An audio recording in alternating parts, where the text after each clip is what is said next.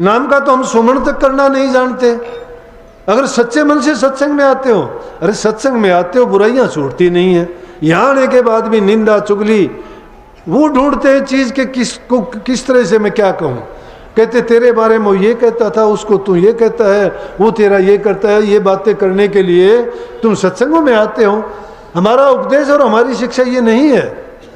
हम तो ये शिक्षा देते हैं कि जीवो और जीने दो, सुख दो किसी को दे सकते हो तो, नहीं तो अपने कर्म का फल तुम पाओगे। हमारा फर्ज है कहने का, चेताने का और आपको शिक्षा देने का। अगर नहीं मानोगे तो कर्म तो आपने ही भोगना, मैं तो नहीं भोगूंगा ना। मैं तो वो भोगूंगा जो मैं करूंगा। अगर मैं बुरा करूंगा तो मुझे भी बुरा फल मिलेगा, अच्छा करूंगा अच्छा मिलेगा।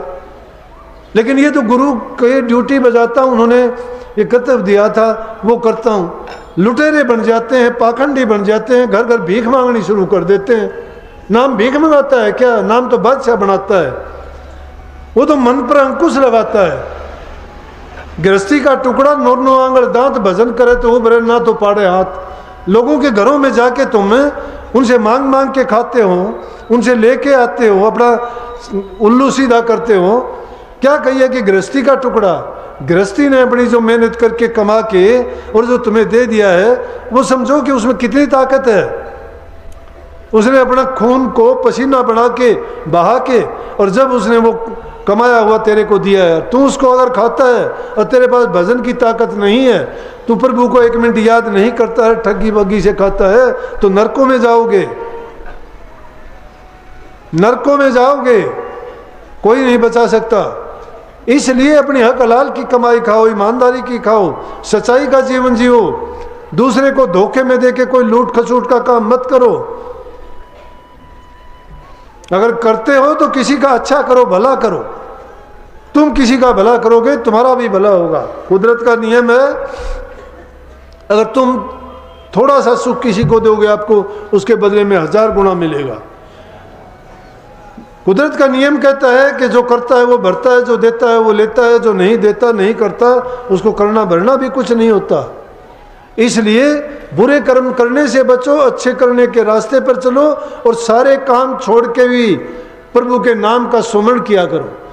तुम्हें और कुछ याद नहीं रहता। जिन्होंने नाम नहीं ले रखा तो वो कम से कम उनका मन तो शुद्ध हो जाएगा। कभी वक्त आएगा तो उनको नाम गुरु मंत्र भी मिल जाएगा। गुरु मंत्र के बिना रास्ता नहीं मिलता है। जब तक गुरु से दीक्षा नहीं लेता वो मंजिल को नहीं पा सकता। उसका जीवन पवित्र हो जाएगा, विचार उसके अच्छे हो जाएंगे, कर्म उसके शुद्ध हो जाएंगे, लेकिन उसको नाम के बारे में ज्ञान नहीं है। मुक्ति उसको नहीं मिल सकती, मंजिल पे नहीं पहुंच सकता। हाँ, गुरु की अगर शरण ले ली, नाम की दीक्षा ली, और गुरु ने उसको नाम जपने का, भक्ति करने का, ध्यान लगाने का जो तरीका बताया है, उसके अनुसार वो टाइम निकाल के तुम सारी चीज़ों के लिए, खाने के लिए, सोने के लिए, पीने के लिए, मौज मस्ती आनंद के लिए टाइम निकालते हो। 24 घंटे में आधा घंटा या 1 घंटा प्रभु के नाम के लिए नहीं निकाल सकते। अगर गंदे कपड़े रखते हो, उनमें मैल हो जाता है। रोजाना रसोई की सफाई करते हो, घर की सफाई करते हो, पखाने की सफाई करते हो, तन की सफाई करते हो, नहा धो के कपड़े अच्छे पहनते हो शरीर पर, अगर नहीं पहनो बदबू आएगी। लेकिन ये मन पापी की सफाई किस चीज से होगी? इस मन की सफाई करने के लिए प्रभु का नाम जपया करो। अगर मन को साफ करना चाहते हो तो प्रभु का नाम जपते जपते वो साफ हो जाएगा। ये बाहर की चीज़ों को, कभी कहते हो कि तीर्थ में नहा के हमारे पाप कट गए, चाहे लाख बार हरिद्वार जाना, चाहे तुम करोड़ बार त्रिवेणी नहाना, चाहे कितने गंगा सागरों में टक्कर मारना, तो अगर तुम्हें इतना भी फायदा हो जाए तो मेरे आके कह देना। मन की सफाई करो। मन की जब सफाई, ये तो सिर्फ ढोंगबाजी है, दिखावा है, रीति रिवाज है, ये लौकिक भक्ति है। इस लोक में मान बढ़ाई मिल जाएगी कि मैं इतने तीर्थ कर आया, मैं इतने स्नान कर आया, मैंने ये दान कर दिया, मैंने वो कर दिया। क्या मिलेगा? अब ईमान मिला उसमें। महापुरुषों ने ये फरमाया है, वो कहते हैं ये धागा तोड़ दे तस्बीह किताबें डाल पानी में, मसायक बनकर क्या करना, मसीकत को जलाता जा। अगर है शौक मिलने का तो हरदम लो लगाता जा। न रख रोजा न मर भूखा, न जा मस्जिद न कर सिजदा, वजू का तोड़ दे कूजा, शराबे शौक पीता जा। पहला मैं खुदी का छोड़, प्याला बेखुदी का पी। यही रास्ता है मस्तों का, तू ही तू गीत गाता जा। जो तू ही तू मालिक का गीत गुणगान करता जाता है, वही अपने आप को इस दुनिया से अलग कर लेता है और उस आनंद की खोज करके अपने उस निज देश में पहुंच जाता है। जब फिर उसको बार बार संसार के दुख भोगने के लिए नहीं आना। जिनको अपना कहते हो ना, ये छूटते हुए देर नहीं लगती। इसका रिमोट कंट्रोल कहीं और कहीं से दबता है। हम तो सदियों तक के दावे भरते, मैं ये कर दूं, वो कर दूं, वो कर दूं, लेकिन होता क्या है, देखते ही देखते नहीं देखते। मैं कई बार जाता हूँ पश्चिमी बंगाल की तरफ, सिलीगुड़ी अच्छा एक बड़ा शहर है, वहाँ बड़े बड़े मकान बने देखे, और काफ़ी मकानों को देखता हूँ बीम पड़े हुए बड़े लंबे चौड़े, 3-3 4-4 मंजिल तैयार होगी। मैं बोला भाई ये क्यों बीच में क्यों छोड़ रखा है? तुम गौर कर लेता हूँ, इंसान हर कोई सोचता तो सब है, और ऐसी चीज़ दिखाई देती है। बोले जी इसका बनाने वाला था बहुत पैसे वाला था, फिर बोले कि बनाते बनाते बस उसका हो गया, बाद में कौन संभाल? क्या काम आया, किसके काम आया, किस लिए किया? लूट खसूट का कराया, हेरा फेरी का कराया, धोखाधड़ी का किया, खुद का पता ही नहीं। तो इसलिए महापुरुषों ने कही कर गुजरान गरीबी में गुजरान कर लो, जो मिलता है संतोष करो उसमें। उधर समाना टुकड़ा तन समाना चीर, यही काफ़ी है। शरीर को बचाने के लिए तो कपड़ा चाहिए, और शरीर ढकने के लिए कपड़ा, और इसको जिंदा रखने के लिए अनाज की पूर्ति, जो चीज़ इसको आवश्यक है जिंदा रहने के लिए।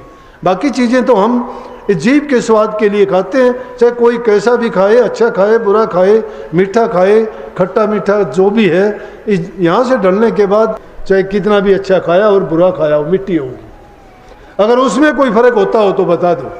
तो सिर्फ जीभ का स्वाद थोड़ी देर का था, उसके लिए हमने ये किया, बल्कि रोग बीमारी उसको ज़्यादा और लग जाएंगी।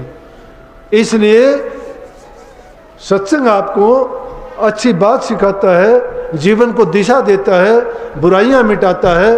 अगर उन बातों को हम अपने जीवन में एक बात को भी लागू कर लें तो भी जीवन संवर जाएगा। लेकिन क्या है कि यहाँ तो मन में समझ में आता है थोड़ा, यहाँ से निकलने के बाद वही फिर माया का घेरा, वही उन लोगों का संग, वही उनकी उल्टी सीधी बातें हमें फिर घेर घुमेर में लाके डाल देती हैं, और थोड़ा बहुत रंग चढ़ाते हैं, उसको फिर उतार देते हैं।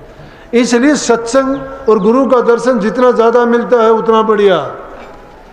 कबीर साहब कहते हैं दर्शन कीजिए गुरुओं के दिन में कई कई बार, आसोज के मी जूँ बहुत करें उपकार। कि जिस प्रकार आसोज में बारिश हो जाए उसके दो फायदे हो जाते हैं, दोनों फसल, पीछे वाली भी पूरी पक के तैयार हो जाती है और आगे वाली की गारंटी हो जाती है। इसी प्रकार से संतों के दर्शन से आई टले बला, और जो दुख सूढ़ी में वो कांटे में टल जाए। इसलिए आप सबको आशीर्वाद, अच्छे काम करो, नेक काम करो, भलाई के काम करो, दूसरों को सुख दो, बूढ़े माँ बाप सास ससुर की सेवा करो, सबसे अच्छा बर्ताव करो। तुम दोस्त बनो सबके, दुश्मन को भी मित्र बना लोगे अच्छा बोल के। जो तुमसे होता है दूसरे की मदद करो, तो तुम्हें उसके बदले में अच्छा ही अच्छा मिलेगा, और फिर तुम्हें नाम जपने में भी कोई परेशानी नहीं होगी। सबको आशीर्वाद। भाई मैं तो गुरु महाराज की जो शिक्षा है वही संदेश आप तक देने आ जाता हूँ। आप मानोगे तो आपका जीवन सुखी होगा, मेरा तो सुखी हो गया। अगर आप मानोगे आपका भी सुखी हो जाएगा, ना मानोगे तो भाई थारा अपना करना, जो करोगे वैसा भर लोगे। सबको राधा।